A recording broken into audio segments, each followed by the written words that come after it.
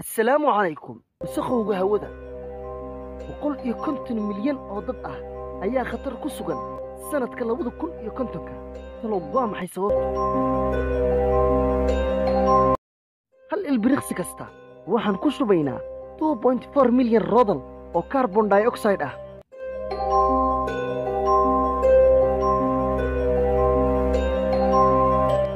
oo aan kaliya hawada ka wasaqaynin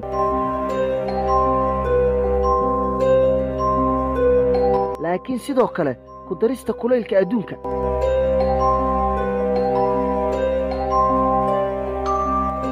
waxaan durbaba aragnaa inay saameynayaan barafowga adduunka ku dhalaalaya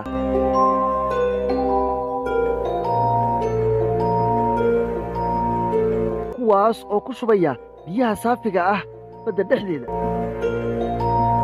sida lagu sheegay daraasaad la sameeyey oo ay ugu dambaysay haddii isbeddelka cimilada la joojiyo 30 sano ee soo socda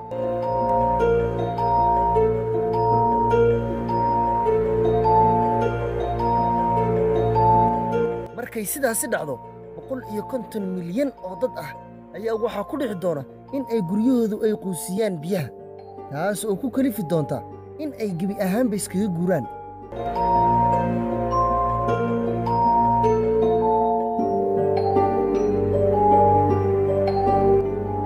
tani waa bilow ka hor 2100 tiradani waxay kor u kici kartaa 200 milyan